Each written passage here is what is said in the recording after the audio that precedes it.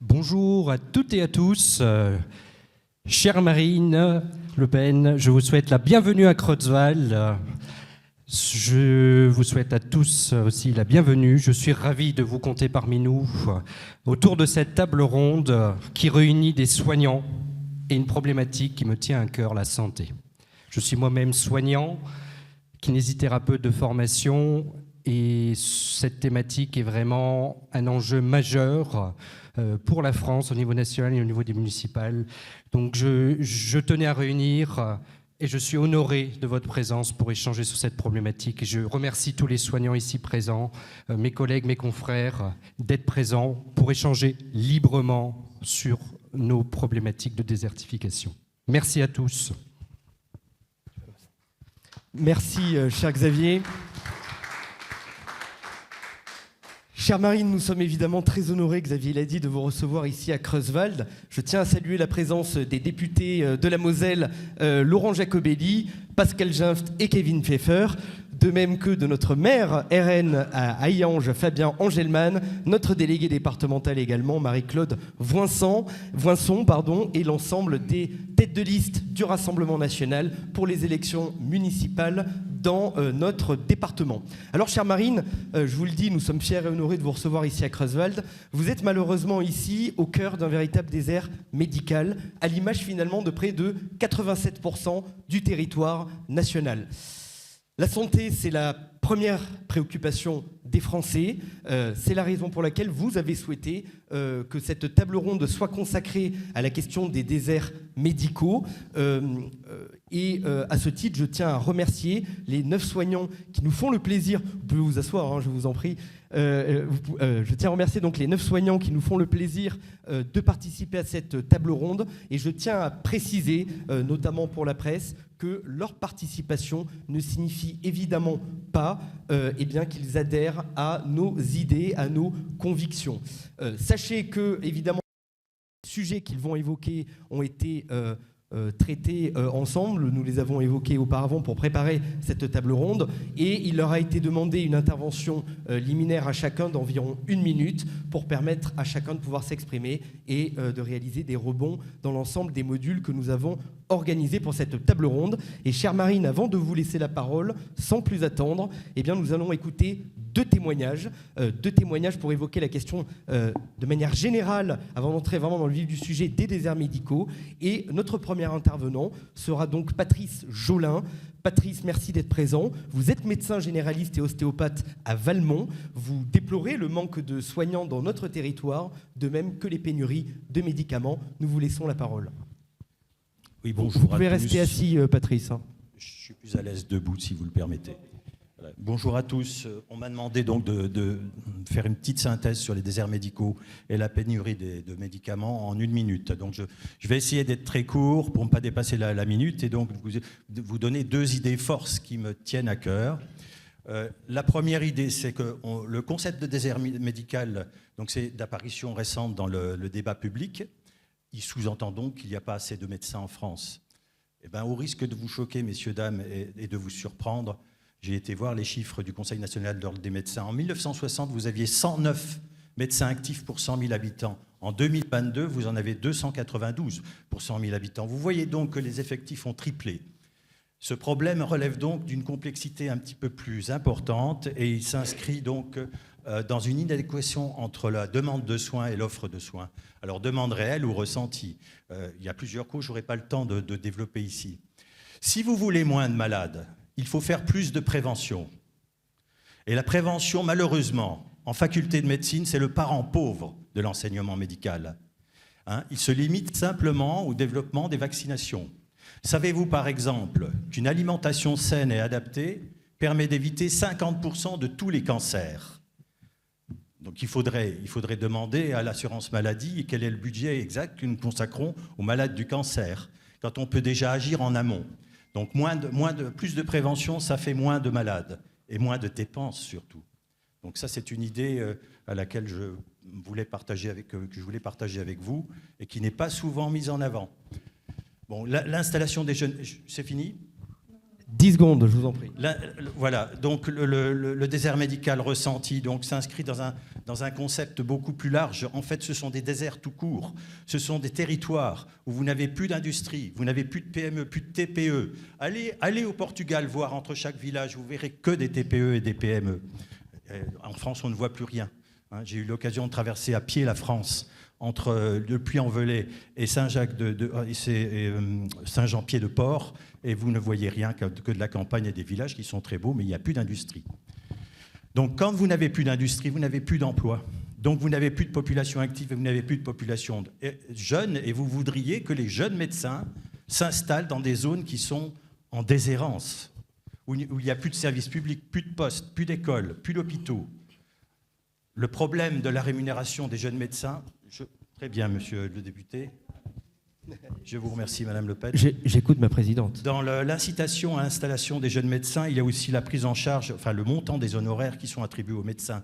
Vous savez que nous sommes nettement en deçà de la moyenne européenne. Un médecin généraliste qui consulte donc perçoit 30 €, alors que la moyenne européenne est autour de 50 €. Si vous allez au Portugal, qui n'est pourtant pas un pays où le niveau de vie des Portugais est plus élevé que les Français, vous avez des médecins généralistes qui prennent leur temps, qui ont une demi-heure de consultation et qui sont rémunérés au double des Français. Donc je pense que c'est aussi un aspect important concernant la rémunération du personnel soignant, et donc c'est un élément à prendre en compte. Je vous remercie de m'avoir accordé un temps de parole plus long, et je vais donner le micro au docteur Ollier, qui est cardiologue. Effectivement, monsieur Ollier, merci monsieur Jolin. Pierre Ollier, vous êtes cardiologue libéral et hospitalier à Creuswald. Vous avez 77 ans, et plutôt que profiter de votre retraite, vous préférez continuer d'exercer ici à Creuswald pour ne pas abandonner vos patients sans médecin. Il est évident que si je mets la clé sous le paillasson, mon cabinet ferme, la maison médicale que nous avons fondée il y a quelques années fermera également, probablement, alors que je vois que dans notre ville, on s'apprête à faire une 3e maison médicale. Je suis absolument choqué, pour la bonne raison que c'est de l'argent qui est jeté par la fenêtre, moi je vais m'en tenir... Monsieur Jolin a eu des considérations très générales et très justes. Moi, je vais simplement m'intéresser au bassin houiller. Le bassin houiller, il va y avoir, dans l'année qui vient, en 2026, il va y avoir plusieurs médecins qui vont prendre leur retraite et qui ne seront pas remplacés. Le territoire de Saint-Avold est un tout petit peu privilégié par rapport à nous, mais là, il va y avoir une déshérence en termes de malades de 5000 médecins. Je ne veux pas citer les médecins qui partent, mais 5000 patients qui n'auront pas de médecin généraliste. Diabète, hypertension, cancer, etc.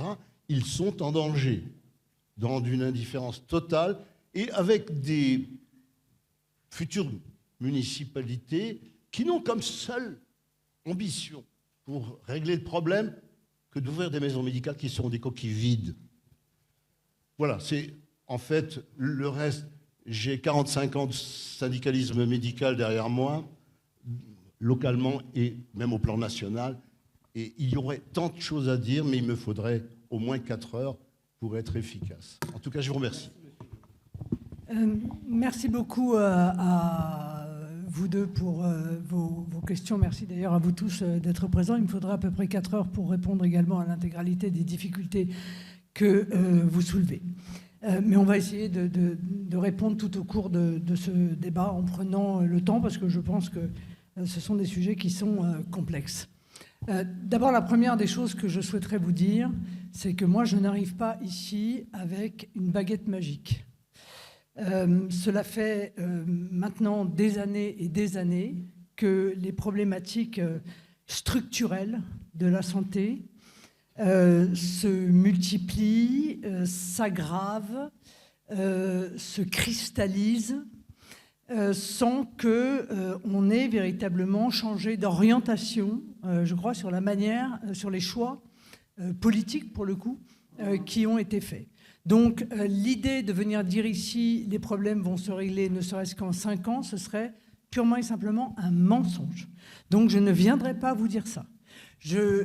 D'abord, ne serait-ce que parce que les compétences médicales nécessitent des études qui sont longues, et donc la pénurie, par définition, de médecins dans un certain nombre d'endroits, mais qui sont hélas de plus en plus fréquents, n'est pas une problématique que l'on pourra régler en 5 ans, voire même d'ailleurs en 10 ans. Donc ça va être un travail de long terme. Ça, je veux que chacun l'entende. En revanche, la vraie question que nous devons nous poser ici, je crois, c'est faut-il d'ores et déjà changer un certain nombre d'orientations?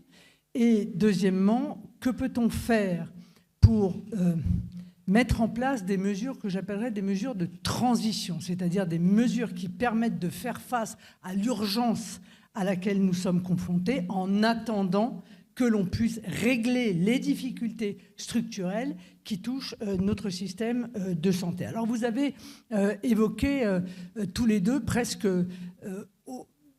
l'intégralité des grands sujets en fait qui touchent à la difficulté de notre système de santé. Vous avez raison de dire que les déserts médicaux ne sont pas tant liés au nombre de médecins qu'à l'endroit où ils exercent. C'est-à-dire qu'il reste des endroits où on arrive à trouver un médecin. Mais quoi qu'on en dise, de moins en moins quand même. C'est-à-dire que je ne sais plus qui disait la dernière fois, le premier désert médical, c'est l'hôpital français. Bon, c'était quand même pas de très bon augure, mais en réalité, même dans région parisienne, il y a des endroits où des gens ne trouvent plus de médecins traitants parce que les médecins traitants sont full et ils ne prennent plus en fait de nouvelles clientèles. Vous avez bien entendu sous-entendu aussi que le problème de la désertification est un problème qui va au-delà de la désertification médicale. Et si je puis me permettre, je commencerai par cela. En réalité, nous avons à la tête de la France abandonné, en fait, depuis presque 40 ans, l'aménagement du territoire. On a pensé que, en fait, les règles du marché allaient régler le problème de l'aménagement du territoire tout seul. Bon, eh bien, on a donc assisté à ce qu'on a appelé la métropolisation, c'est-à-dire la concentration de l'intégralité des activités, et notamment, évidemment, des activités économiques, autour, en réalité, des métropoles. Qu'est-ce que ça a constitué? Ça a constitué, comme partout où on fait ça, des déserts autour, c'est-à-dire des villes qui sont de plus en plus denses, mais avec des déserts autour. Et vous avez parfaitement raison de dire que la première problématique, en termes d'attractivité d'un territoire, c'est qu'est-ce qu'un jeune médecin peut y trouver. Parce qu'il est évident qu'à partir du moment où il n'y a plus d'industrie, où il n'y a plus de bassin économique, où donc il n'y a plus d'école, où les transports sont extrêmement aléatoires, eh bien, les médecins vont avoir tendance, comme tout un chacun d'ailleurs, à souhaiter aller dans des endroits qui sont plus agréables à vivre. Donc, de manière générale, si je puis me permettre, il y a déjà un questionnement sur l'aménagement du territoire, ce que j'ai appelé moi la démétropolisation, c'est-à-dire le retour d'un État qui considère qu'il doit pouvoir avoir une action pour développer l'existence d'entreprises, l'installation d'industries dans l'ensemble du territoire pour recréer en réalité de la vie. Parce que quand il n'y a pas d'industrie, quand il n'y a pas d'emploi, il n'y a pas d'emploi non plus pour le conjoint du médecin qui voudrait venir s'installer. Parce que l'air de rien, eh bien aujourd'hui, tout le monde travaille, les hommes et les femmes, et lorsqu'un médecin vient s'installer, il faut aussi que son conjoint puisse éventuellement trouver de l'emploi. S'il n'y en a pas, eh bien c'est une résistance en réalité à l'installation. Donc le sujet de l'organisation du territoire est un sujet majeur qui pour le coup ne relève pas des structures qui s'occupent de la santé, mais qui relève directement de l'État. À cela, on doit ajouter quand même, pour essayer d'être complet au moins sur les grandes causes, on doit ajouter évidemment le vieillissement de la population. le vieillissement de la population est un sujet majeur, parce que 38% des Français ont un ou plusieurs d'ailleurs problèmes de santé chronique, mais à partir de 50 ans, c'est 50%, et à partir de 80 ans, c'est 70%. Donc il est sûr que la demande de santé est bien plus importante au fur et à mesure du vieillissement de la population. Alors, le vieillissement de la population, on le connaît, hein. C'est vrai aussi chez les médecins qui vont prendre leur retraite, puisque l'année dernière, nous avons eu plus de morts que nous n'avons eu de naissances. Et ça, c'est aussi un sujet structurel sur le long terme, qui est évidemment un sujet majeur. Vous avez eu raison, je crois, de toucher du doigt la problématique de l'absence totale, l'absence de prévention dans notre culture et dans notre vision de la santé. Et j'ai presque envie de dire que je rajouterais à ce que vous avez dit, l'absence de prévention et l'absence d'une politique de détection. On a commencé à la mettre en place sur un certain nombre de sujets, sur le cancer du sein, sur le cancer colorectal, mais en réalité, ça reste quand même très limité dans la manière dont nous abordons cela. Et d'ailleurs, il suffit de regarder les chiffres, puisque les chiffres de la prévention en France sont 30% inférieurs à la moyenne qui est dépensée pour la prévention dans l'OCDE. Donc ça veut dire qu'il y a une forme de, comment dire, de trou noir de la prévention et de trou noir de la détection. C'est un sujet évidemment majeur, parce que vous évoquiez la nourriture, mais il n'y a pas que, bien sûr c'est très important, mais il n'y a pas que la nourriture dans la prévention, il y a aussi la détection d'un certain nombre d'affections qui pourraient faire l'objet de politiques nationales et qui permettraient de faire beaucoup plus d'économies, si je puis me permettre. Alors évidemment, on nous dit c'est cher de faire de la détection. J'évoquais la dernière fois, vous êtes cardiologue, j'évoquais avec une radiologue le score calcique. Et elle me disait, cette radiologue, si l'ensemble de la population à compter de 50 ans, voire de 45, mais enfin de 50 ans, faisait un score calcique, probablement il n'y aurait plus que de manière résiduelle des problèmes d'AVC et des problèmes de maladies cardiovasculaires, parce qu'on serait en capacité de pouvoir utiliser les moyens médicaux qui sont à notre disposition, notamment les statines, pour essayer d'éviter au maximum ce qui entraîne en réalité et les AVC et les artères qui se bouchent et qui sont des affections qui peuvent coûter extrêmement cher à la société, parce que ça a souvent des conséquences très lourdes avec des prises en charge qui sont très lourdes. Donc moi, je ne suis pas médecin et je ne peux pas savoir si ce qu'elle me dit est juste ou pas, mais ce qui est sûr, c'est qu'il y a très certainement une réflexion à avoir à des âges précis de la vie sur, évidemment, la prévention tout au long de la vie, mais des détections qui pourraient être effectuées pour permettre de faire baisser le nombre de ces affections qui ont un coût important, puis entre nous, au-delà du coût, qui ont souvent des conséquences absolument terribles sur la vie de nos concitoyens qui en sont atteints.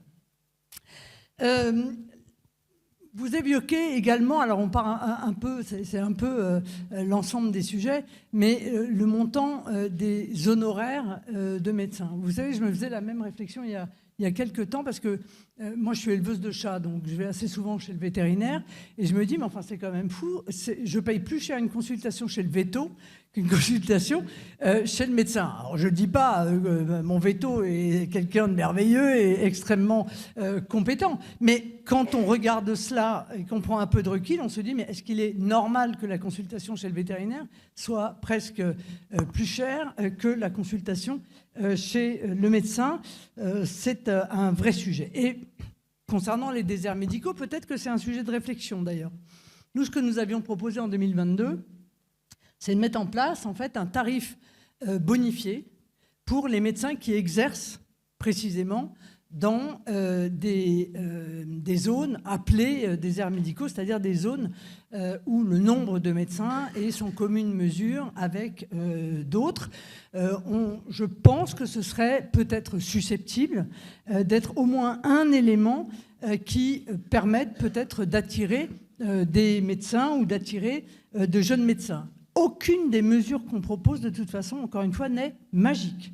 C'est l'ensemble des politiques qui peuvent être menées ensemble qui pourraient potentiellement permettre de passer ce stade qui est extrêmement difficile, mais qui commence vraiment à durer et qui s'aggrave, qui est celui de l'absence de médecins dans les zones sous-denses. Alors, moi, je m'interrogeais, bon, évidemment, on s'est tous interrogés sur le numerus clausus. Hein.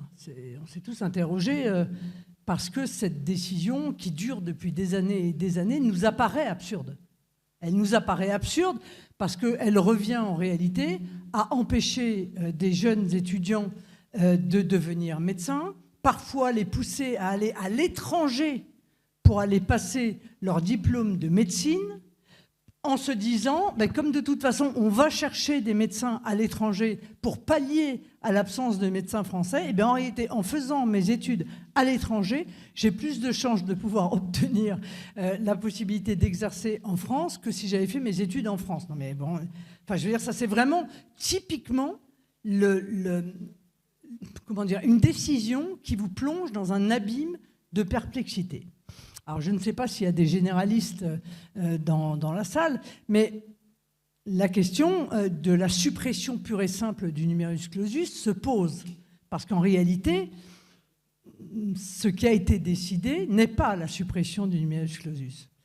Et quand j'ai interrogé, moi, les professionnels de santé en leur disant « mais qu'est-ce qui justifie que cette décision ne soit pas prise ?» On m'a expliqué « oui, mais c'est un problème de formation des médecins. » C'est-à-dire qu'il faut que les médecins soient formés dans un cursus, dans un CHU, avec des professeurs, etc., etc.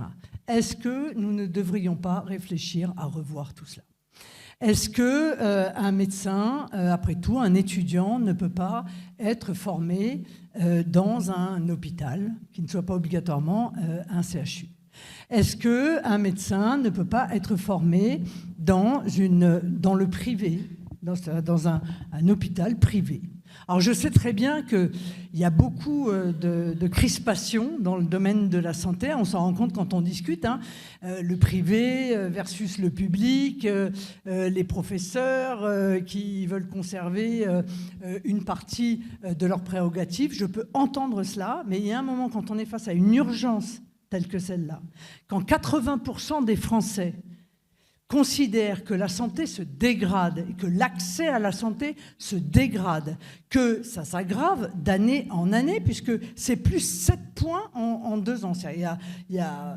C'était 73% il y a 2 ans qui pensaient cela, maintenant il y a 80% des gens qui pensent ça. Que le problème de la santé est dans le top 3 des préoccupations des Français depuis maintenant plusieurs années. Est-ce qu'on ne doit pas passer un peu au-delà des réticences, au-delà des habitudes, au-delà des traditions, pour pouvoir apporter véritablement une réponse? Moi, je suis pour la libération totale du numerus clausus en mettant en place les conditions pour que les étudiants puissent être formés. Et je vais vous dire, alors on me dit, oui, mais alors, 30 secondes, il va y avoir plein de médecins, ça va être affreux, ils vont gagner le SMIC. Bon, j'ai envie de vous dire, il n'y a pas de numerus clausus pour les avocats. Alors moi, je suis avocat. Enfin, je fus avocat, et c'est vrai qu'il y a des avocats qui gagnent le SMIC. Et bien, ceux qui gagnent le SMIC, ils vont dans des endroits où il y a des clients. Et ils ne viennent pas obligatoirement s'installer à Paris, parce qu'à Paris, il y a trop d'avocats. Voilà. Donc, c'est aussi un peu ça. C'est-à-dire qu'à un moment, il y aura beaucoup de médecins. Les médecins qui veulent vivre de l'exercice de la médecine, il faudra qu'ils aillent aussi dans des endroits où il y a des patients. Et ne pas tous se concentrer soit sur la Côte d'Azur, qui est certes extrêmement agréable à vivre, mais où à un moment donné on se retrouve avec un taux de médecins qui est très supérieur, et un certain nombre d'autres, ou dans les métropoles, et puis un certain nombre d'autres endroits en France où il n'y en a pas. Vous savez, les professions s'autorégulent en réalité, hein. Voilà. Et moi je crois plutôt à cela, plutôt qu'à ce numerus clausus qui me paraît être une erreur majeure. Alors, juste une dernière chose, parce que je pense que ça fait partie des éléments quand même que l'on doit mettre dans la balance. On a parlé de la désertification générale, c'est-à-dire la métropolisation qui fait que tout le monde se concentre dans un même endroit et désertifie le reste. On a parlé du vieillissement de la population. On a parlé du coût de la consultation. On n'a pas encore parlé des problèmes budgétaires. Bon, les problèmes budgétaires, ils sont majeurs, ça n'a échappé, je crois, absolument à personne.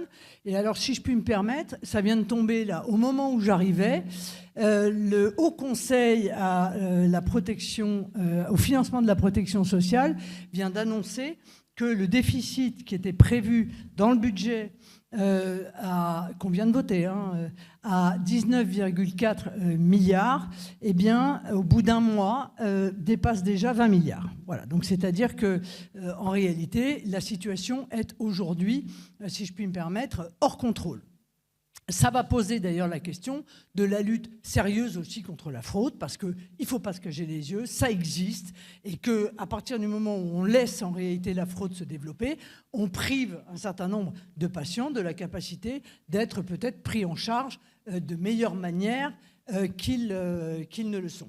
Et puis, il faut aussi parler du nombre de personnes qui existent en France, parce que ce n'est pas complètement anodin. Je pose ce problème-là parce que je pense qu'il fait partie aussi de l'équation, même s'il y a énormément d'autres sujets dont on parlera tout à l'heure.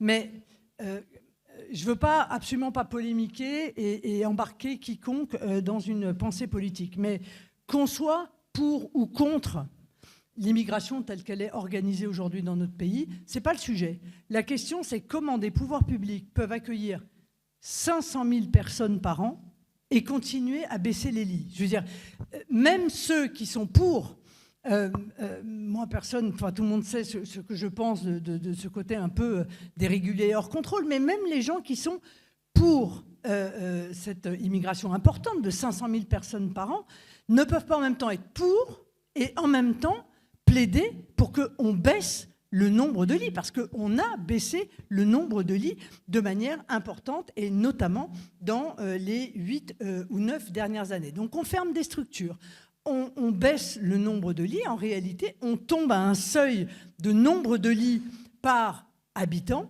qui n'est plus supportable pour que les personnes soient correctement soignées.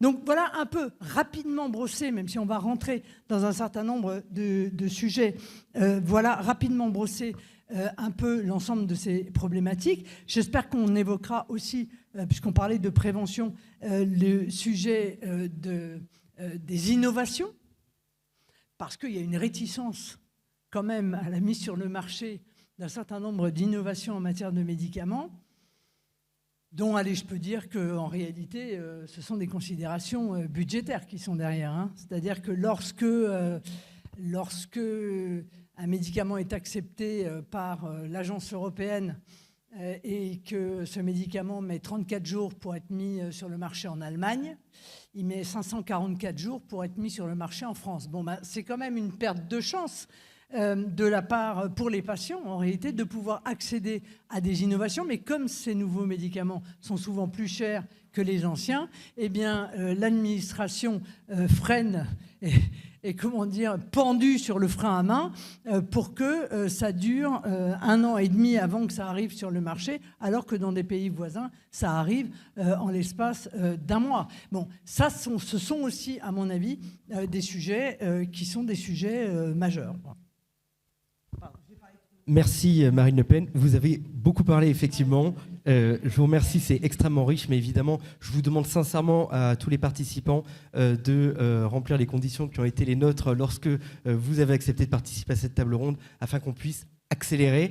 Vous avez parlé, Marine, des contraintes administratives. On va justement se tourner vers Monsieur Vonny. Vous êtes masseur kinésithérapeute à Folchevillers. Et justement, j'ai été choqué d'apprendre que l'administration vous empêche certains de vos collègues de prendre davantage de patients que des critères qui sont fixés, alors même qu'on connaît l'insuffisance de praticiens dans notre territoire. Donc est-ce que finalement on n'organise pas nous-mêmes la pénurie dans des territoires qui sont déjà en manque de soignants ? Alors bonjour à tous. Donc moi, ce que je souhaitais parler, c'était attirer sur une réalité importante concernant la profession de kinésithérapeute au sein du bassin houiller. Il ne faut pas oublier qu'on a quand même un passé minier. Nous, on observe une quantité accrue de patients avec des pathologies chroniques. Donc, ce qu'il faut savoir, c'est qu'en Moselle, le taux de maladie en ALD, en affection de longue durée, est supérieur au taux national. On a 23-24% en Moselle, contre 20% au milieu national. Donc, ce qui fait beaucoup de patients à gérer d'un point de vue affection de longue durée. À cela s'ajoute, comme vous l'avez si bien dit avant, le vieillissement de la population, avec des patients qui sont souvent polypathologiques, donc ce qui veut dire des soins longs, des prises en charge longues, sans forcément pouvoir arrêter les soins. Ce qui nous laisse du coup une marge très faible sur les petites pathologies du style lumbago, entorse, tout ça. Donc on a quand même une marge d'action qui est limitée pour les petites pathologies du quotidien. Et parallèlement, donc, on a ce surplus d'activité et qui nous donne des agendas surchargés, des heures de travail, je veux dire, des fois interminables, tard le soir. Et parallèlement à ça, on a des CPAM qui ont lancé une vague campagne, on va dire, de contrôle pour la suractivité des professions. Donc, il y a des kinés qui sont pénalisés pour suractivité. Les contrôles qui sont faits sur des seuils de statistiques nationales, sans tenir compte des problèmes démographiques que l'on peut avoir là dans le secteur, et sans tenir compte des besoins que le kiné peut avoir. On trouve tous que c'est un fonctionnement qui est complètement contradictoire, parce qu'on a tous une surcharge d'activité dans nos cabinets. Et avec ce système de contrôle, la conséquence va être qu'il y a des kinés qui vont refuser de prendre des patients, qui diminuent leur temps de consultation. Ils n'ont pas le choix. Et surtout, on a un retard dans la prise en charge des patients qui pourront aller jusqu'à 2 mois. Merci. Bien, merci beaucoup. C'est totalement aberrant. Donc, vous le savez, moi, je suis en réalité pour la suppression des ARS. Voilà, je pense que les ARS ont fait la démonstration de leur incapacité à organiser, comme il est nécessaire de le faire, l'ensemble des professions et du fonctionnement de notre santé.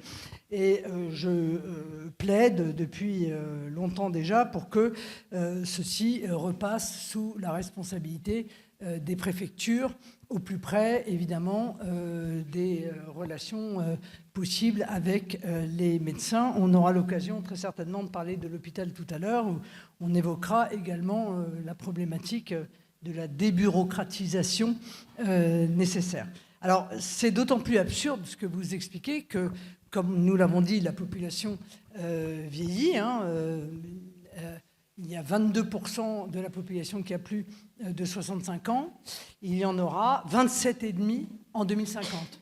Donc c'est une augmentation qui est absolument considérable et qui va, dans un même temps, voir effectivement un nombre de médecins arriver eux-mêmes à la retraite et donc sortir de l'exercice, même si, monsieur, nous avons plaidé, nous, à l'Assemblée nationale, pour le cumul emploi-retraite qui vient d'être restreint par le gouvernement pour des raisons qui nous échappent. Je vous avoue que parfois j'ai du mal à expliquer les positions de nos adversaires, les choix qui sont faits, mais nous avions plaidé pour la mise en œuvre du cumul emploi-retraite pour les médecins, en indiquant d'ailleurs qu'à notre avis, il était plus intéressant, alors c'est un peu technique, mais plus intéressant de laisser les médecins continuer à cotiser quand ils sont en cumul emploi-retraite, mais en revanche, limiter l'impôt sur le revenu, exclure plutôt de l'impôt sur le revenu les revenus du travail quand on est en emploi-retraite. Voilà, ce qui permettait d'avoir un véritable avantage pour les médecins qui accepteraient de continuer à travailler. Alors,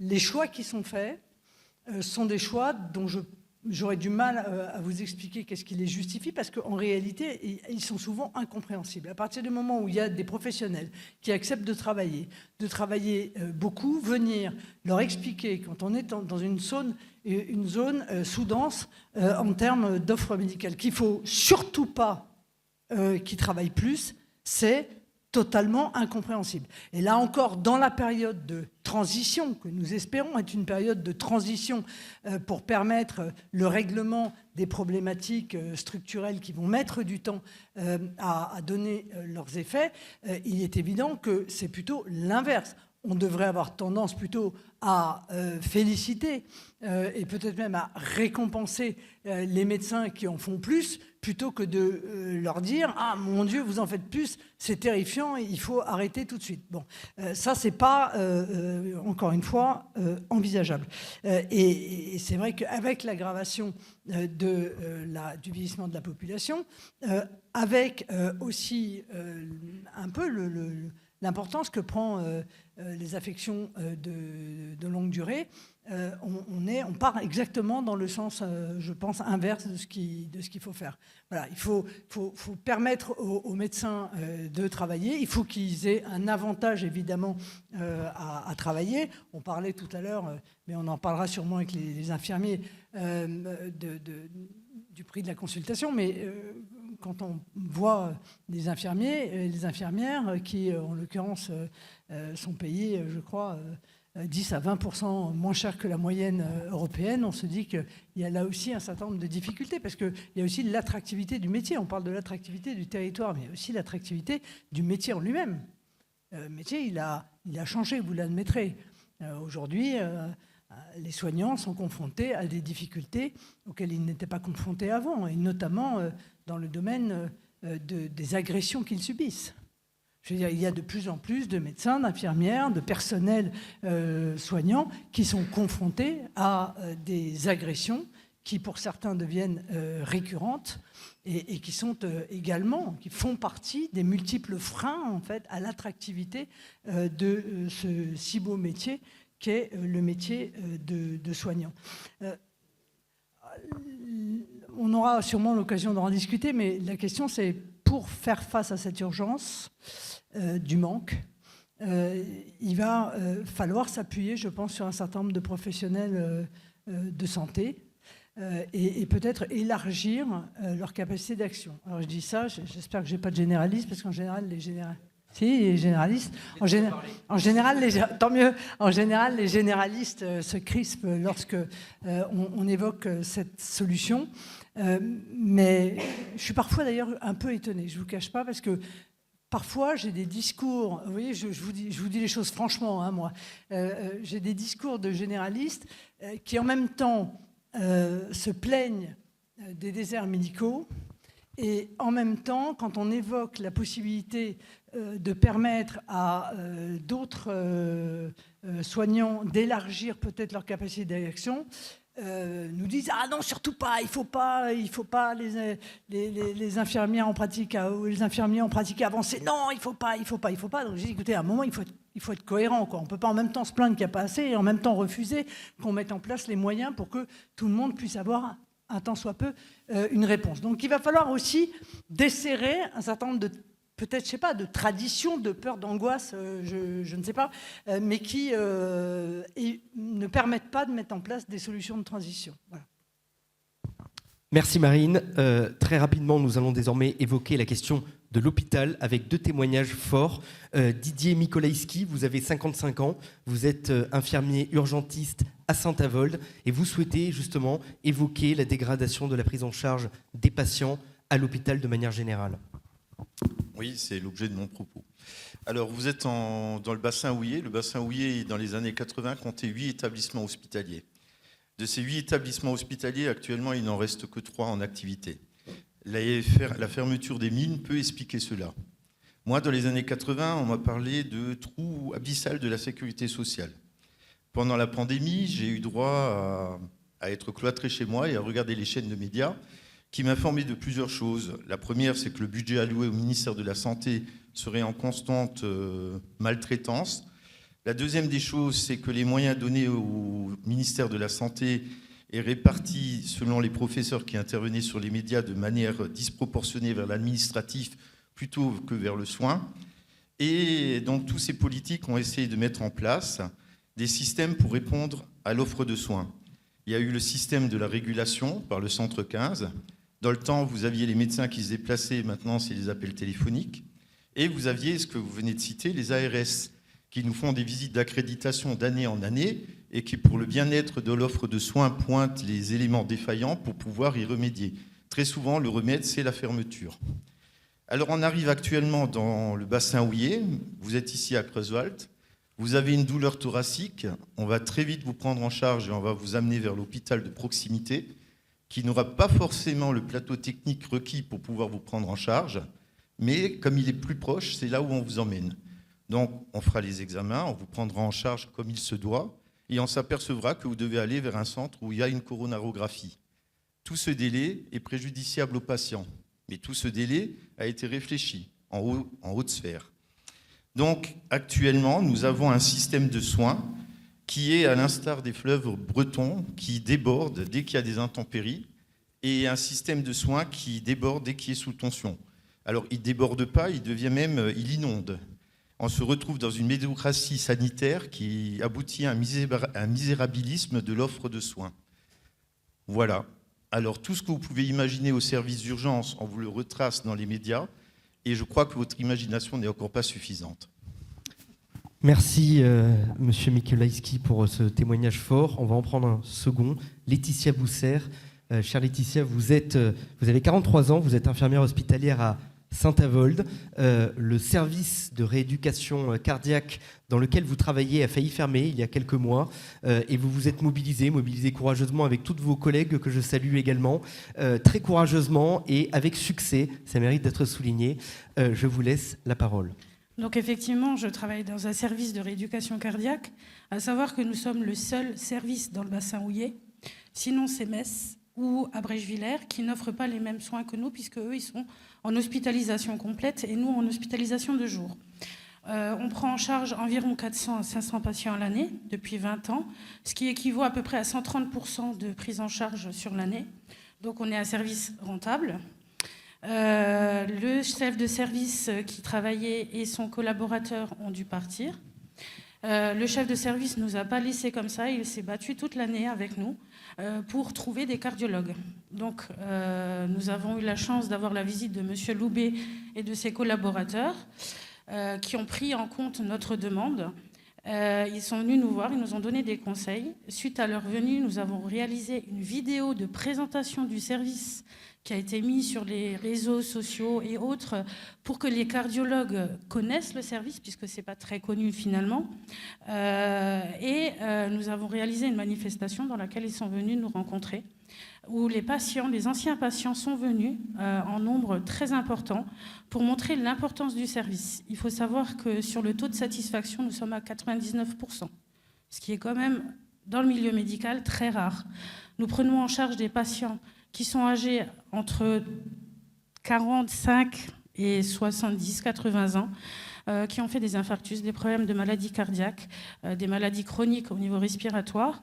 Et la patiente la plus jeune avait 25 ans.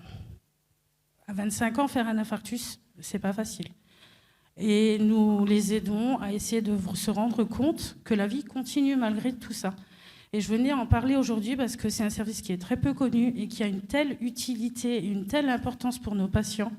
À l'heure actuelle, donc effectivement, la direction de l'hôpital a trouvé une solution en mettant en place 2 cardiologues qui viennent de l'hôpital de Forbach pour travailler chez nous le matin. Mes collègues ont d'une manière merveilleuse remis en place le service pour qu'on puisse prendre en charge les patients dans la sécurité, la meilleure sécurité possible. Et donc voilà, à savoir que pour l'instant, la situation n'est toujours pas pérenne puisqu'on n'a pas de cardiologue attitré. Donc Laetitia, le service a été envisagé de le fermer parce qu'il n'y avait pas de cardiologue, pas parce qu'il n'était pas utile, parce qu'avec 130% de taux d'occupation, évidemment, c'est important. Et donc aujourd'hui, il fonctionne parce qu'il y a eu un accord qui a été passé entre l'hôpital de Forbach pour mettre à disposition. D'accord. D'accord.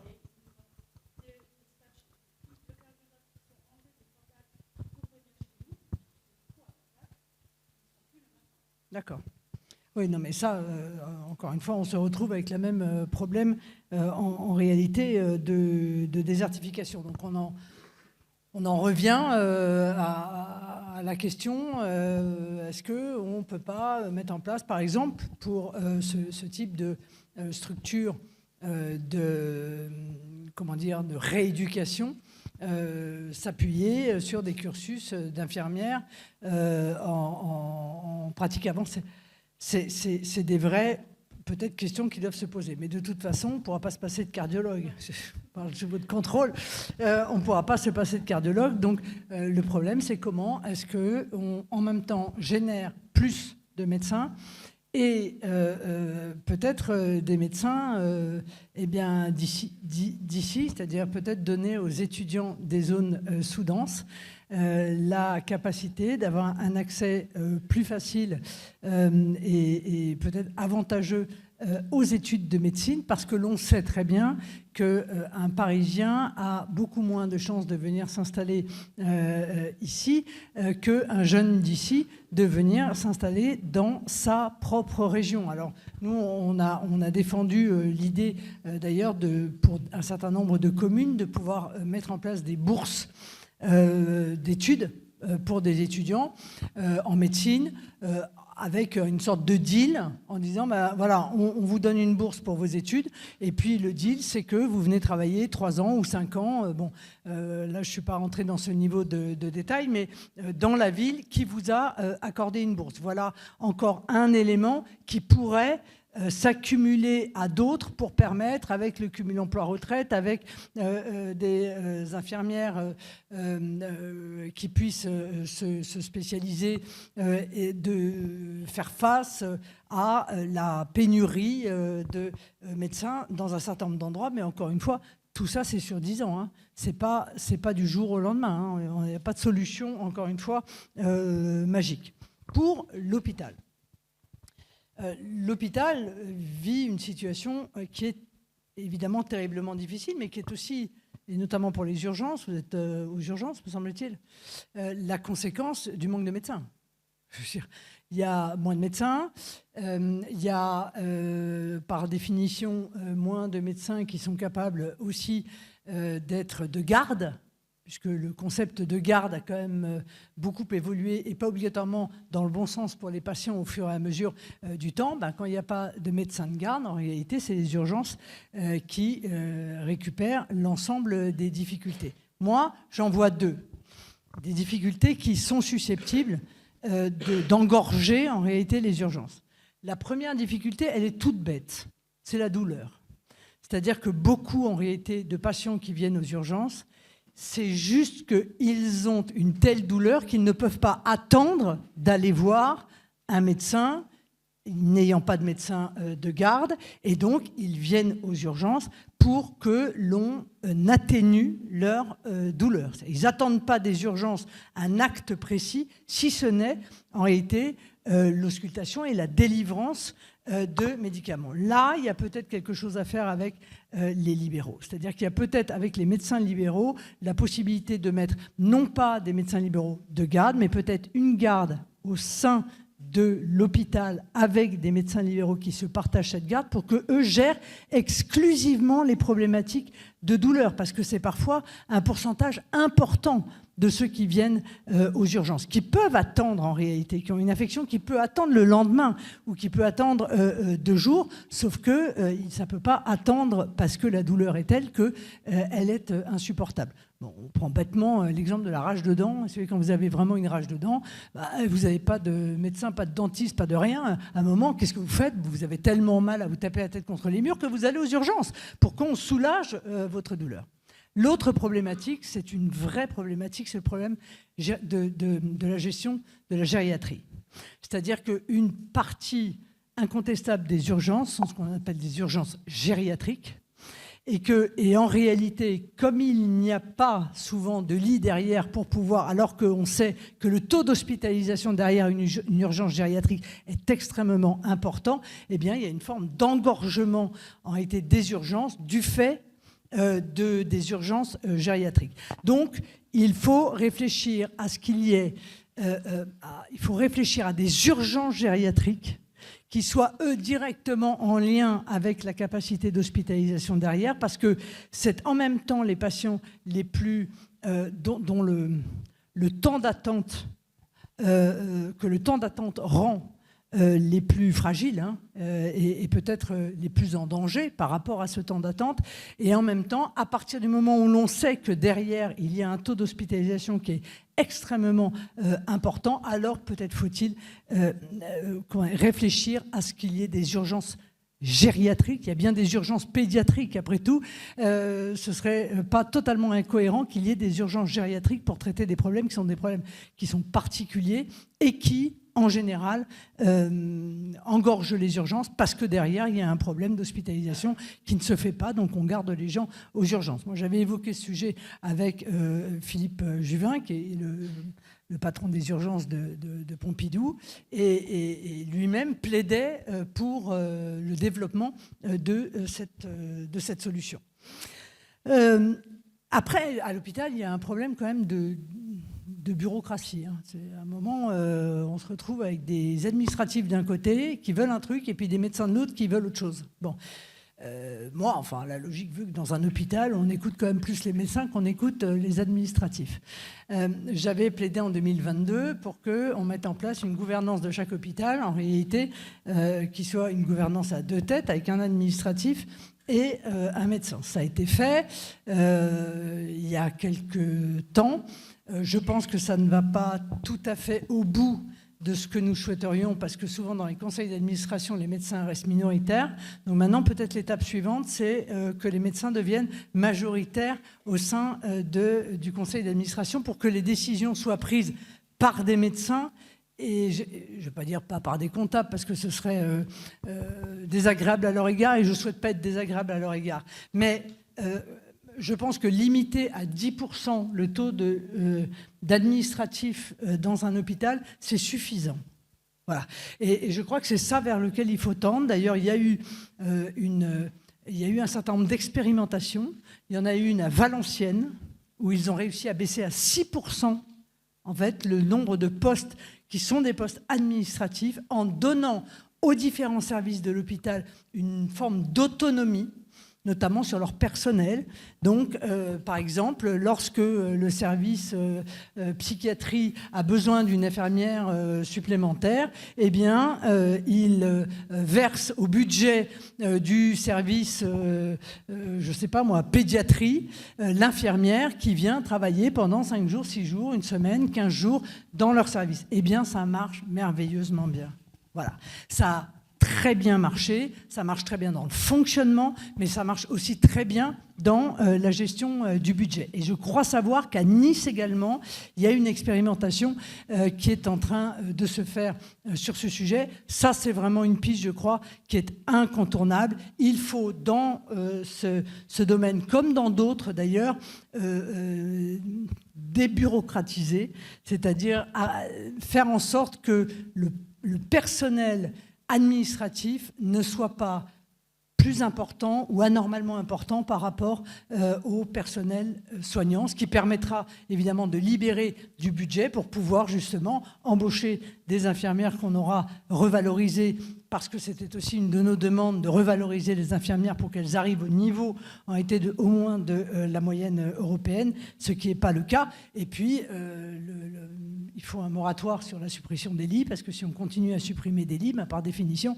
on se retrouve dans un entonnoir dont l'ensemble des personnels de santé souffrent, quoi. Merci Marine, je vous reprends le micro car nous aurions dû terminer cette table ronde il y a maintenant quelques minutes. Nous avons encore 2 gros sujets à aborder. Par conséquent, j'appelle une nouvelle fois à la concision de vos propos. Nous allons évoquer un sujet, je ne me serais évidemment pas permis, chère Marine.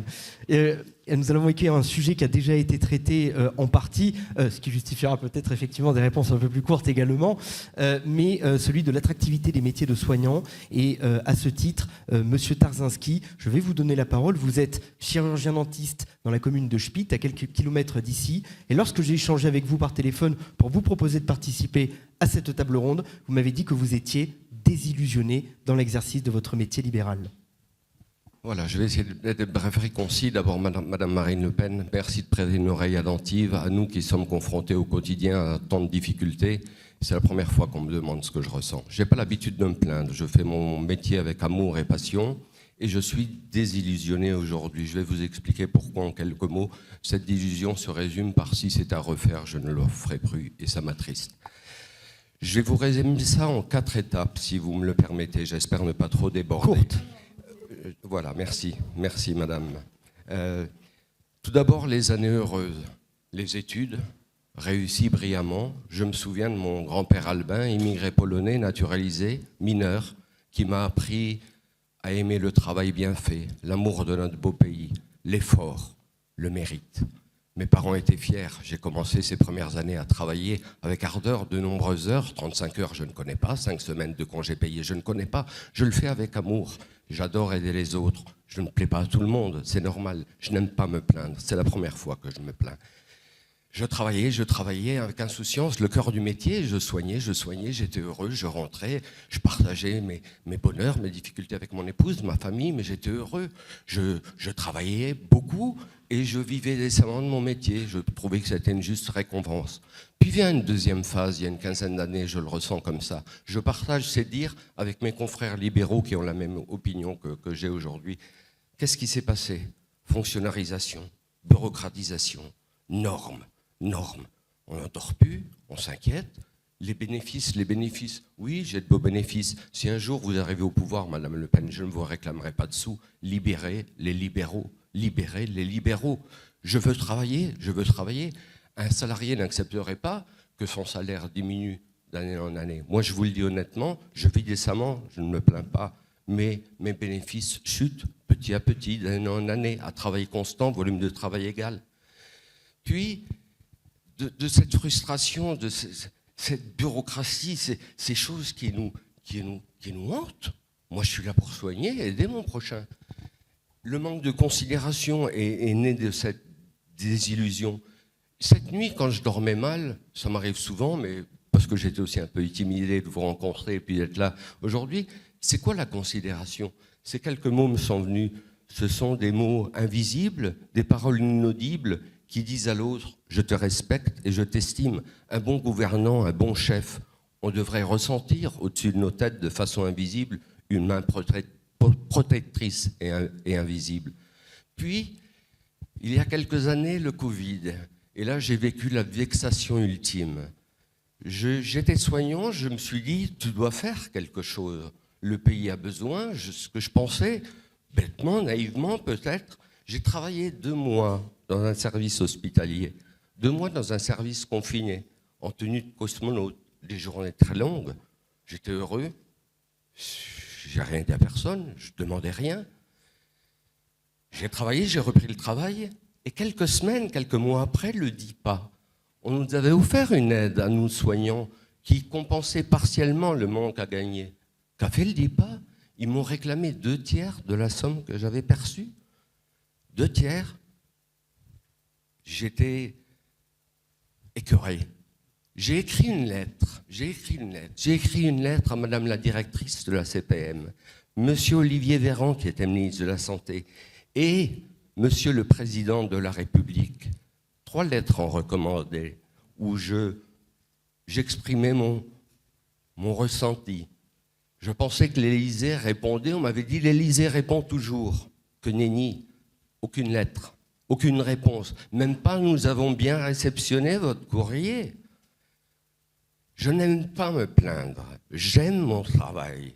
J'aime mon pays aussi. Beaucoup de gens le savent. Je suis affecté parce que j'ai la souffrance des gens et j'ai leur souffrance psychologique. Je porte mes désillusions comme une croix. Ce courrier, j'aimerais vous l'offrir après, si vous me faites l'honneur de le lire, ce sera un grand plaisir pour moi. J'aimerais finir par juste une phrase que j'adore. Gardez à l'esprit vos idéaux, c'est essentiel. Cela permet de lutter contre les désillusions du quotidien. Voilà. Je ne veux pas faire preuve de misérabilisme. Je suis heureux, j'ai une famille heureuse, je fais tout pour qu'elle soit heureuse. J'ai 2 enfants adorables, des parents qui m'ont offert, qui se sont sacrifiés pour que je sois ce que je vienne. J'aimerais, je suis un utopiste, que tout le monde dise heureux, que la société soit saine. C'est tout. Je porte cette désillusion comme une croix.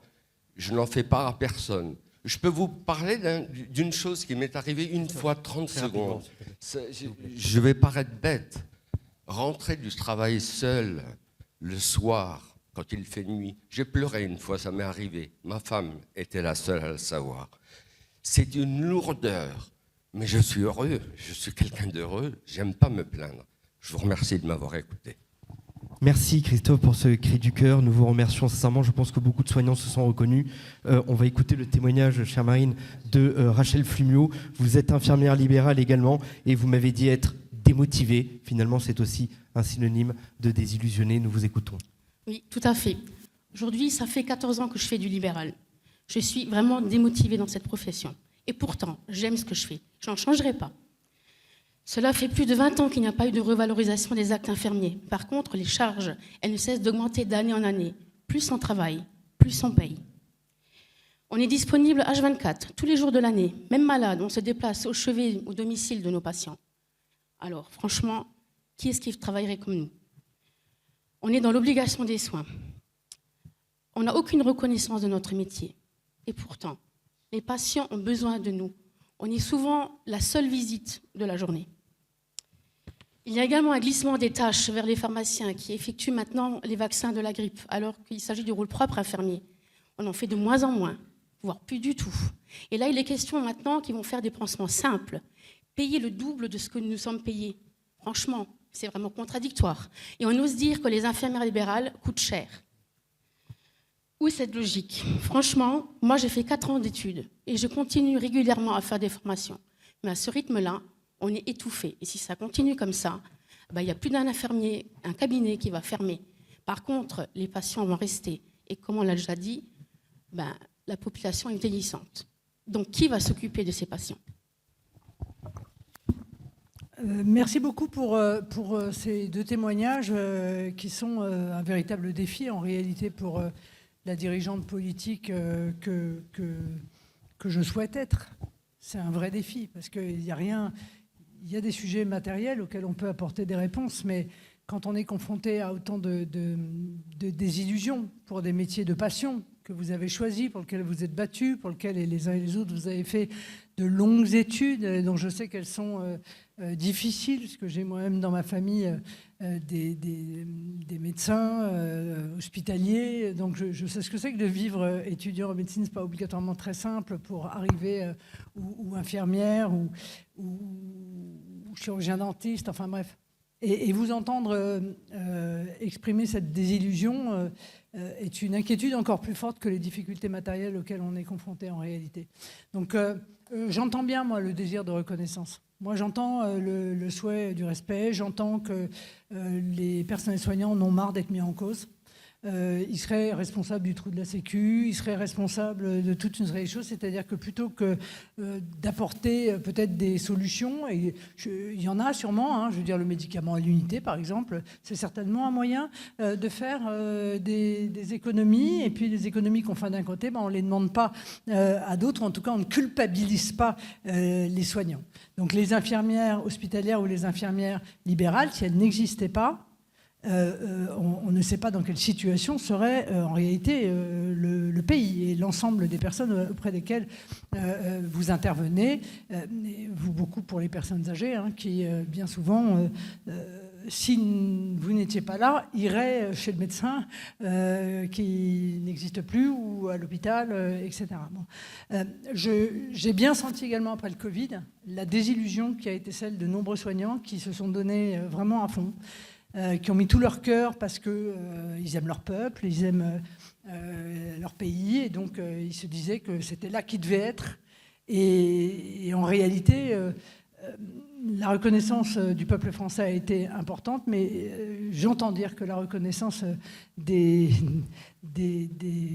l'administration ou des dirigeants l'a été moins. Donc, vous êtes là pour soigner, comme beaucoup d'ailleurs de professions. Vous n'êtes pas là pour remplir de la paperasse matin, midi et soir, au point que ça devient une charge, c'est plus seulement une charge de temps, c'est une charge mentale. C'est-à-dire que la peur de mal faire, la peur de mal déclarer, la peur de ne pas mettre la bonne case, la bonne croix dans la bonne case, devient une véritable charge mentale. Cette charge mentale, elle n'est pas possible parce que vous avez besoin de ce temps de cerveau disponible et presque de cette envie aussi de soigner pour pouvoir faire votre travail. Et quand on s'aperçoit que 10%, 20%, parfois même 30% du temps pour soigner est en réalité pris pour répondre à des délires bureaucratiques, quoi. Parce que ça existe aussi, je veux dire, les délires bureaucratiques où le moindre acte doit être absolument déclaré au point que, encore une fois, vous vivez et face à une forme de suspicion permanente, et face à une forme de culpabilisation, et face à une délégation. En fait, on vous délègue le travail administratif. Donc on ne peut pas admettre qu'on vous délègue le travail administratif et qu'en même temps, il y ait de plus en plus d'administratifs. Vous voyez, il y a un moment, il y a un problème. C'est pour ça que je pense que les ARS, d'ailleurs, ont fait leur temps et qu'il faut à tout prix changer cette manière de travailler. Je pense que je ne suis pas la seule, d'ailleurs, à considérer que ces éléments ont été mal conçus et qu'ils ont entraîné des dérives qui sont des dérives aujourd'hui inadmissibles.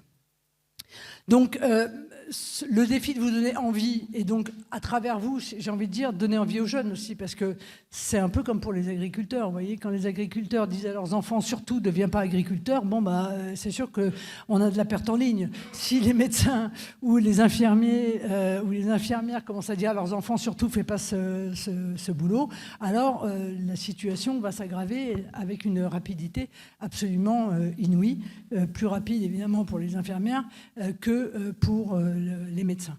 Donc voilà, moi je suis absolument consciente de cette situation et je pense que les médecins devraient être plus écoutés, que la charge administrative qu'on fait peser sur eux doit absolument s'alléger, d'autant qu'elle change régulièrement. Hein. Les kinés, je crois, les kinés, ça change. Hein. Alors, on change. Hein. Maintenant, c'est plus la même chose. On fonctionne différemment. Alors, il faut déjà deux jours pour savoir comment fonctionne le nouveau système.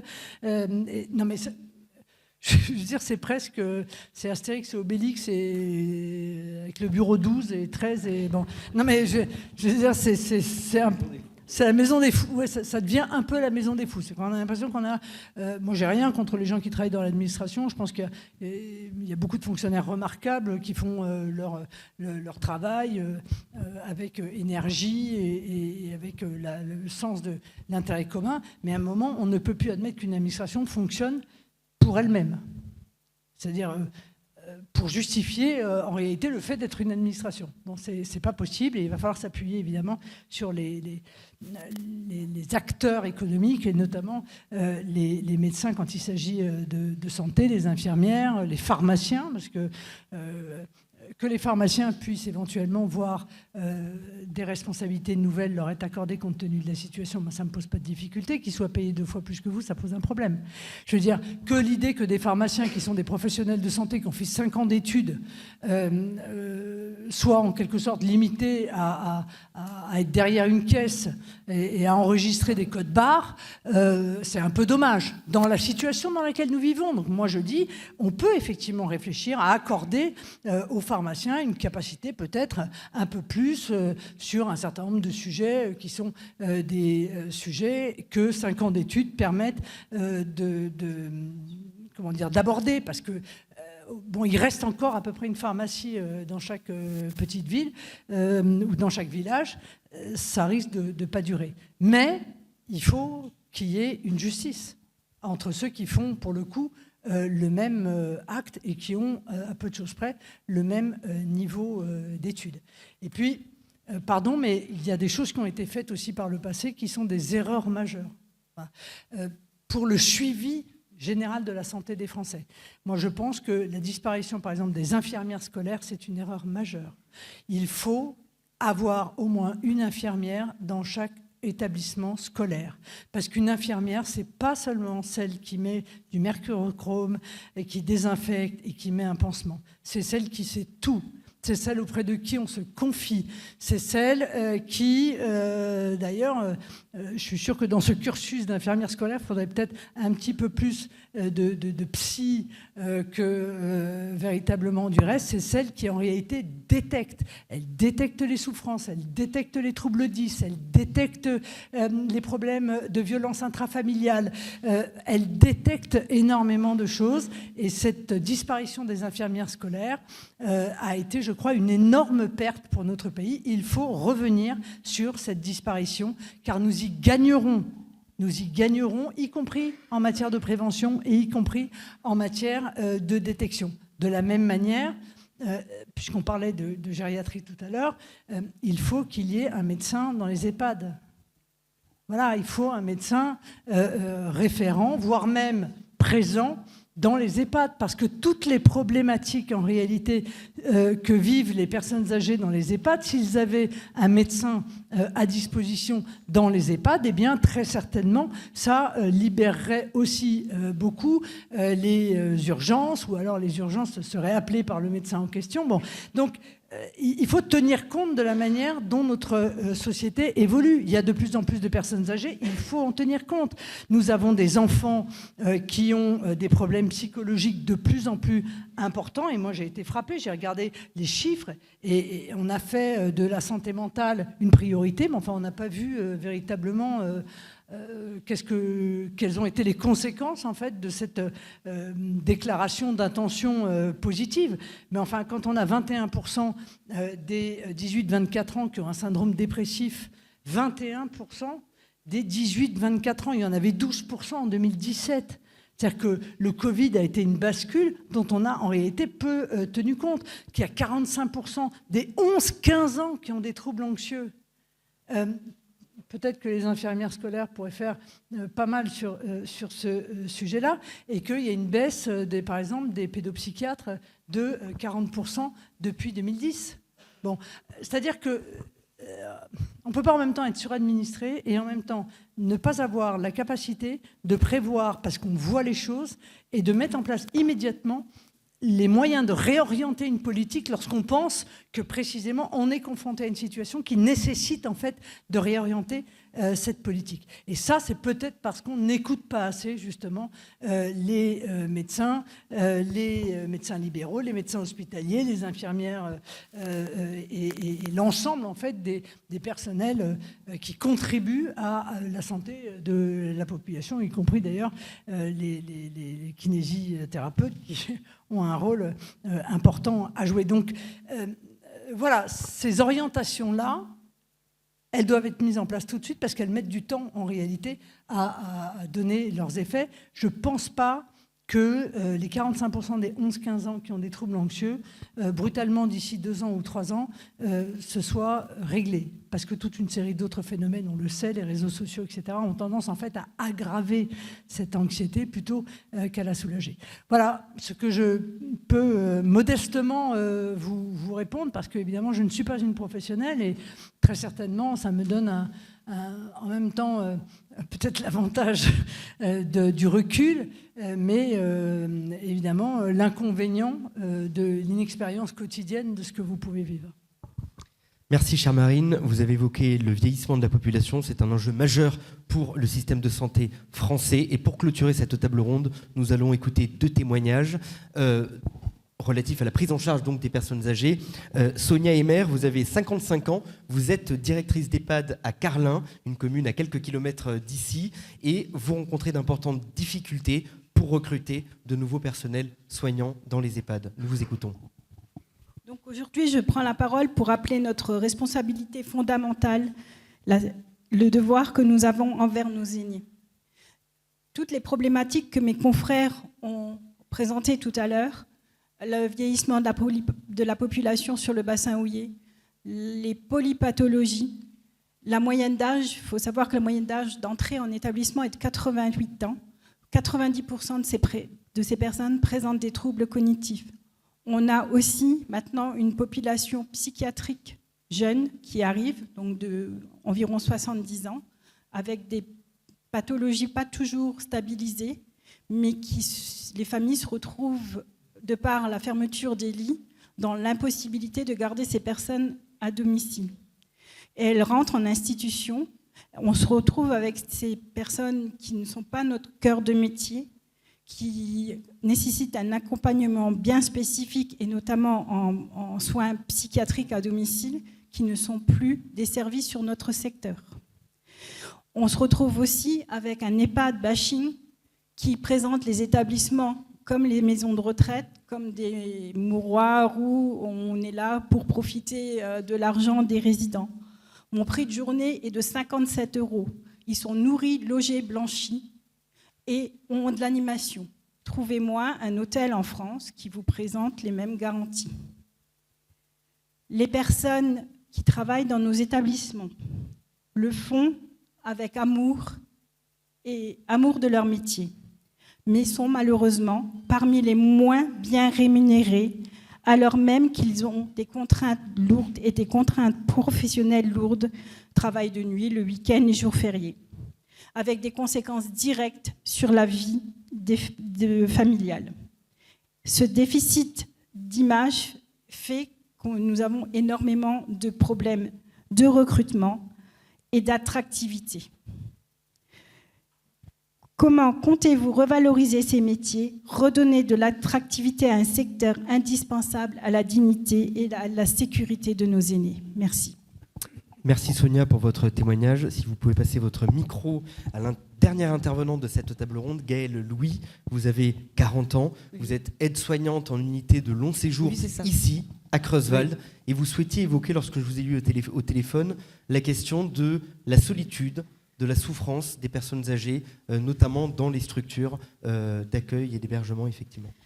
Oui, parce que nous, du fait du manque de personnel, donc on réalise nos soins, tout, mais malgré ça, les personnes âgées sont quand même dans une grande solitude.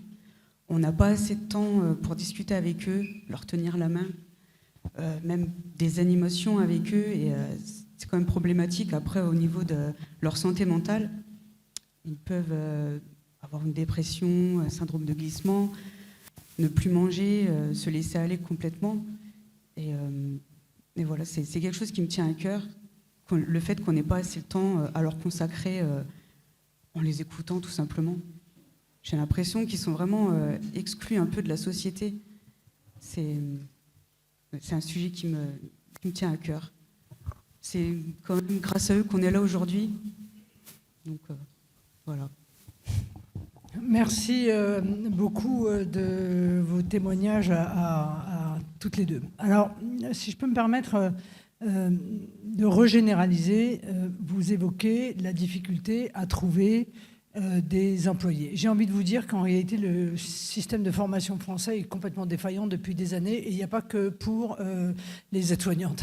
C'est-à-dire qu'on n'arrive pas à faire matcher les besoins avec les formations qui sont délivrées. Donc, il va peut-être falloir finir par régler ce problème, parce que quand on dépense 32 milliards pour la formation, il y a un moment, il faut réussir à mettre les deux l'un face à l'autre. Bien souvent, d'ailleurs, il faut être honnête, nous avions proposé ça il y a très longtemps. On avait dit, écoutez, ce qu'on peut faire, on peut peut-être faire sur les grands tableaux là qu'il y a devant les lycées, la liste des métiers qui recrutent, parce qu'en réalité les jeunes, ils ne savent pas en réalité les métiers qui recrutent. Il y a probablement des tas de gens qui souhaiteraient faire ce métier-là, mais ils ne savent pas. Bon, si déjà il y avait la liste des métiers qui recrutent, dès 16 ans, peut-être 17 ans, ils disaient tiens, ça je pourrais peut-être m'y intéresser, etc.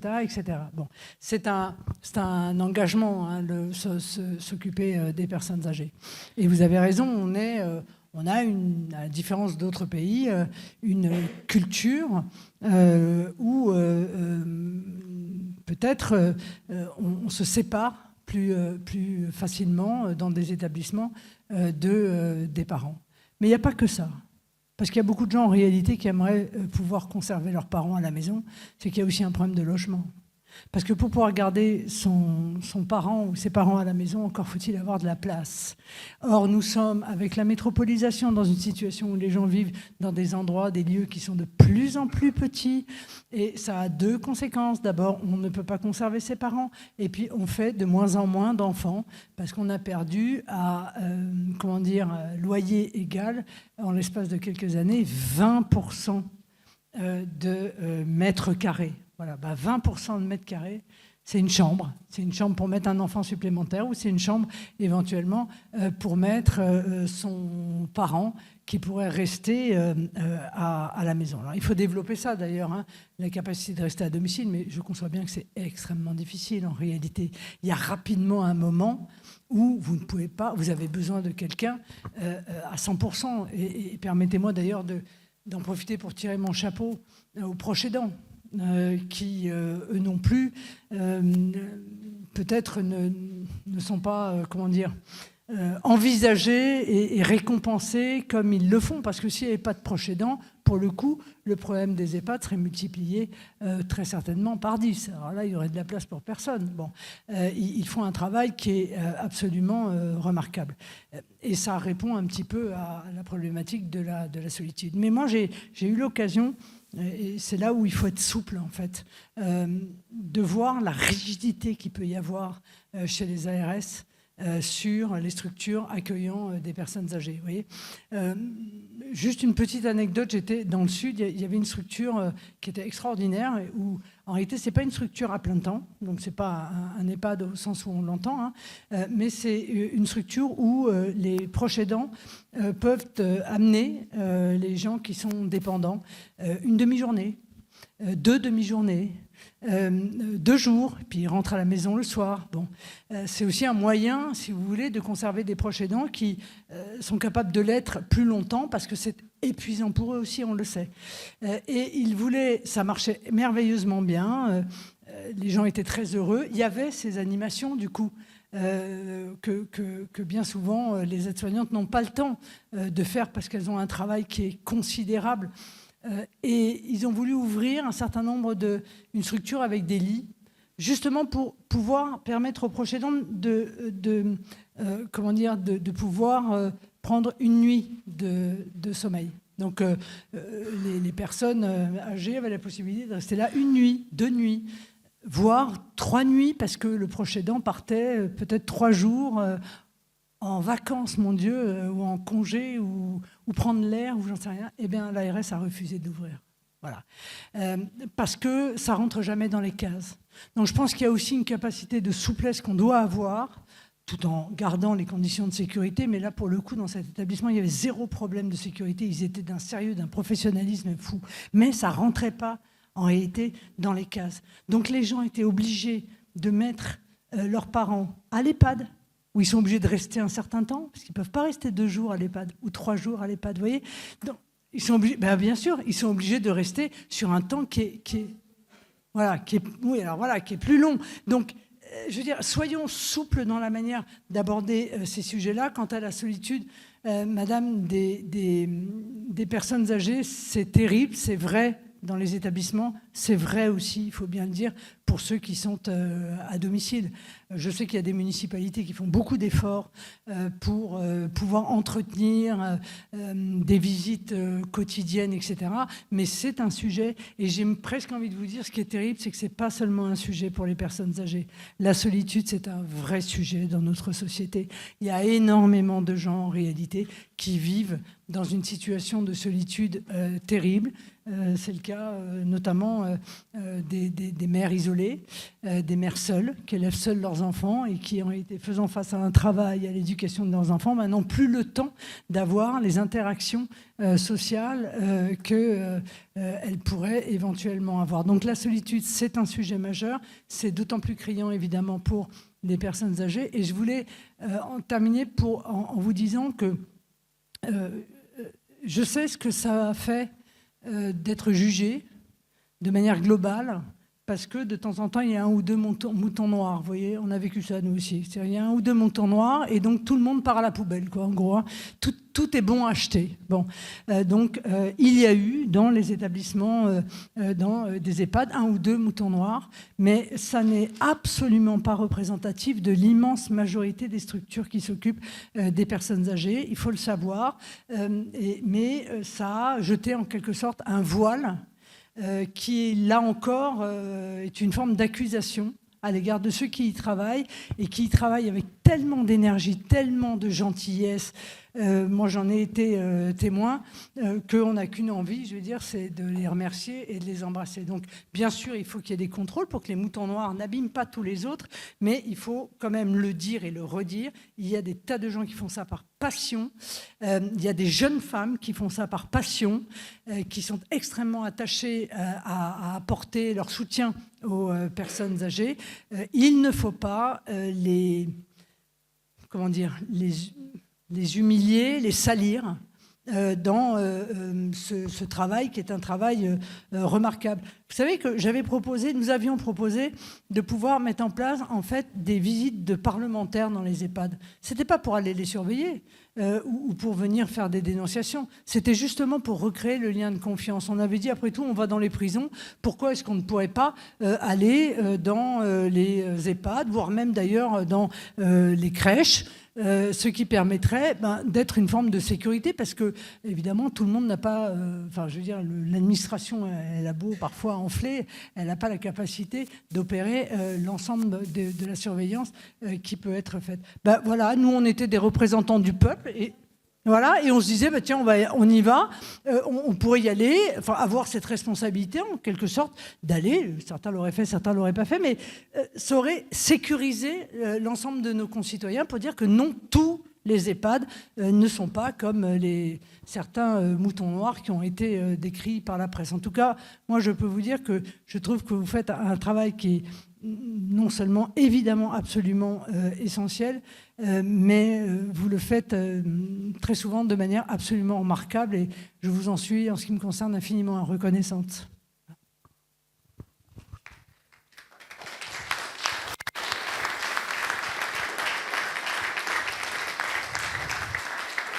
Chère Marine, merci infiniment de vous être prêtée au jeu de cette table ronde. Je remercie évidemment les soignants qui y ont participé. Et en écoutant votre table ronde, je me suis remémoré, et sincèrement je n'y avais pas pensé avant, une phrase que vous aviez eu l'occasion de dire, je crois que c'était dans le cadre de votre campagne présidentielle, dans une réunion avec vos équipes. Et cette phrase m'avait marqué, chère Marine. Vous aviez dit, il y a 3 professions qui méritent toute notre considération, parce que ce sont les professions qui tiennent le pays debout. Vous voyez où je veux en venir? Et ce sont même des vocations, et elles sont l'allégorie du drapeau français. Elles tiennent le pays debout. Le bleu de nos forces de l'ordre, le blanc de nos personnels soignants, le rouge de nos sapeurs-pompiers. Et cette phrase est revenue dans mon esprit tout à l'heure lors du témoignage de Didier. Et je crois pouvoir dire que vous méritez toute notre attention. C'était l'objectif de cette table ronde. Et nous allons désormais entendre votre mot de la fin avant de répondre aux questions des journalistes. Nous vous demandons de rester à votre place encore une petite dizaine de minutes. Merci. Vraiment, merci à vous tous pour vos témoignages. Il y a autant de difficultés, autant de situations particulières qu'il y a effectivement de branches à cette grande famille des soignants. Mais merci d'être venus en témoigner. Bien entendu, cette table ronde, elle est obligatoirement trop courte, elle est obligatoirement imparfaite, elle sera sur certains sujets imprécise, mais au moins elle aura le mérite de mettre au cœur des sujets, y compris au cœur des sujets de ces futures municipales, la problématique des soignants. Parce que je reviens peut-être à votre réflexion.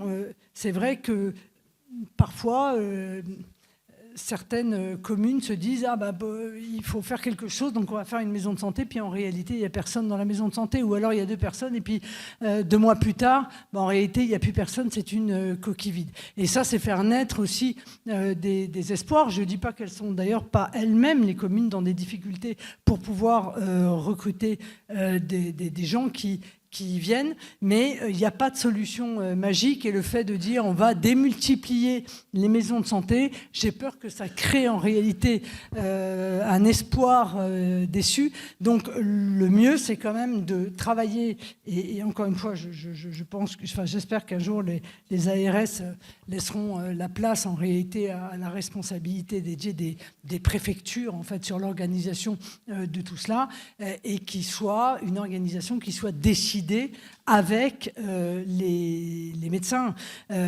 parce qu'ils sont au plus près, évidemment, des besoins qui sont nécessaires. Il faut faire preuve d'innovation, il faut faire preuve d'imagination, il faut peut-être sortir des carcans qui sont parfois des carcans liés aux lourdeurs professionnelles aussi, aux habitudes. Ah, c'est comme ça, c'est pas autrement, il ne faut pas que ce soit autrement. Si, il va peut-être falloir sur un certain nombre de sujets, justement, bousculer aussi un petit peu les ordres et pour faire preuve d'imagination et apporter ces réponses qui sont transitoires, très certainement, mais qui sont la transition nécessaire pour que des générations de médecins, des générations de soignants puissent choisir ces professions et puissent en vivre correctement et en vivre sereinement aussi, c'est-à-dire ne soient pas confrontés parfois, souvent même à l'agressivité, parfois même à des agressions pour des revenus qui en réalité ne cessent de baisser pour le même niveau d'investissement qui sont les leurs. Mais pour ça, il faut régler un problème budgétaire. Problème budgétaire, il faut le régler en étant absolument, d'une fermeté absolue à l'égard de la fraude, parce que la fraude, pour le coup, c'est le vol des capacités budgétaires de ceux qui en ont besoin, en mettant en place peut-être des moyens comme effectivement le médicament. Je sais que c'est pas simple, mais bon, il n'y a rien qui est simple en fait dans la vie, il n'y a rien qui est simple. Les médicaments à l'unité, moi j'ai eu 3 enfants, je peux vous dire que quand ils ont atteint 15 ans, je pense que j'ai eu l'équivalent de 4 armoires pleines de médicaments que j'ai restitués à la pharmacie où elle les a jetés d'ailleurs.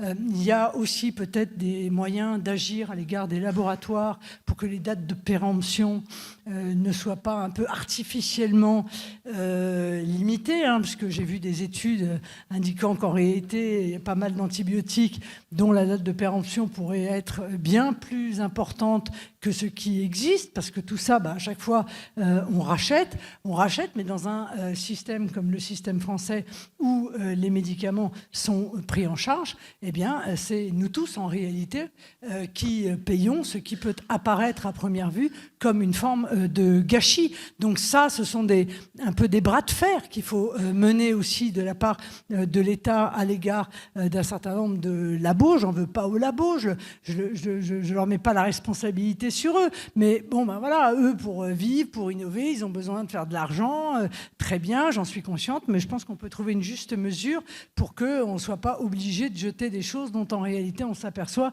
qu'elles peuvent encore être utilisées. Et je vous dis, quand vous avez des enfants, vous vous rendez compte de la gabegie absolument inouïe qui est faite des médicaments. Mais je peux vous donner encore d'autres exemples. Je veux dire, je me suis beaucoup occupé d'une amie d'un de mes parents qui était en fin de vie chez elle.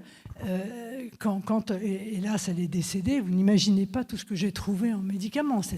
Je veux dire, des boîtes du même médicament en 25 exemplaires. En 25 exemplaires. Et quand l'hôpital est venu, après son décès, j'ai dit, mais vous venez chercher les médicaments? Ils m'ont dit, non, on vient chercher la tablette roulante en plastique. Bon, ok, reprenez la tablette roulante en plastique, qui, à mon avis, valait 50 fois moins cher que l'ensemble des médicaments qui ont été en réalité jetés, parce que ce sont des médicaments souvent de lutte contre la douleur, de la morphine, etc. Et ça coûte pas rien, quoi. Vous voyez, donc il y a des choses à réfléchir, il faut les réfléchir ensemble, rien n'est impossible, et surtout ce qu'il ne faut pas, c'est être blasé et puis se dire c'est comme ça et puis on ne pourra pas faire autrement, parce qu'un jour, sinon les décisions qui vont être prises vont être des décisions de déremboursement, on les a déjà vues passer beaucoup. Alors, il me dit c'est des médicaments qui ne sont pas utiles. Je dis c'est dommage parce que moi j'en connaissais plein. Alors ça veut dire que pendant toute ma vie, j'ai pris des médicaments qui étaient complètement inutiles. C'est quand même un peu inquiétant.